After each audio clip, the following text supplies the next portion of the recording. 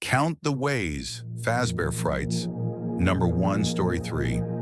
Part 1, The Girl Who Hated Everything. The story follows Millie, a teenage girl who fits the goth aesthetic perfectly. She is cynical, obsessed with death, and feels completely alienated from her cheerful, traditional family.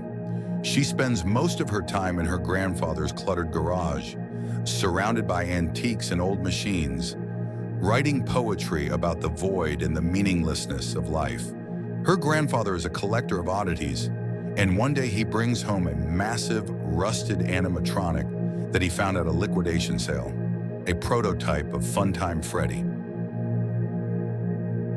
Part 2, The Iron Trap. After a particularly bad day, where Millie feels rejected by a boy she liked, she retreats to the garage to hide.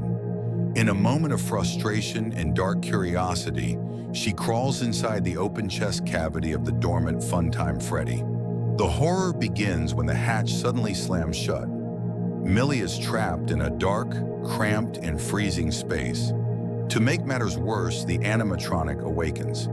But this isn't the singing, dancing Freddy from the stage.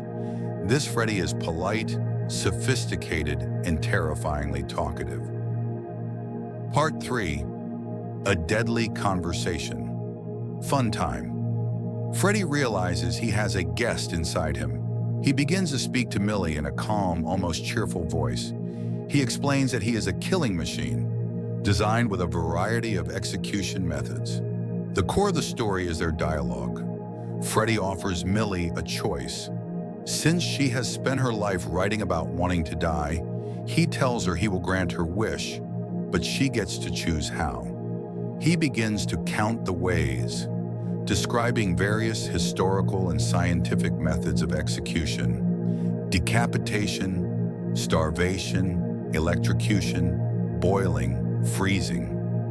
As Freddy describes these horrific options with academic precision, Millie realizes for the first time that she doesn't actually want to die.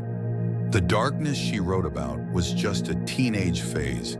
Now faced with a real monster, she wants to live.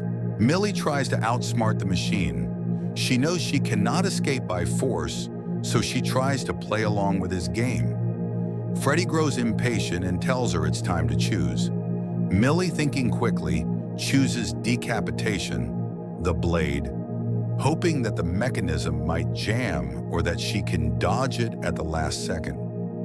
The story ends on a chilling, ambiguous note. Millie gathers her courage, prepares to move at the exact moment the blade falls, and the narrative cuts to her grandfather calling out for her in the garage, unaware that his favorite antique is holding a dark secret.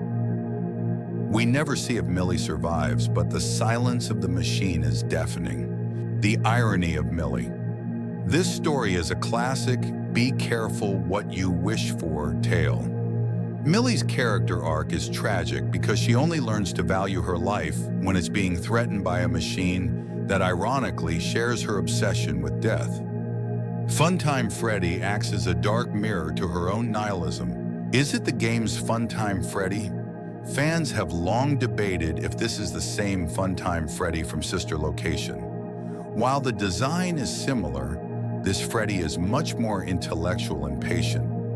Some believe this was a test version created by William Afton that was discarded because it was too talkative or unpredictable. Its presence in a common garage sale shows how Afton's accidents are scattered across the world.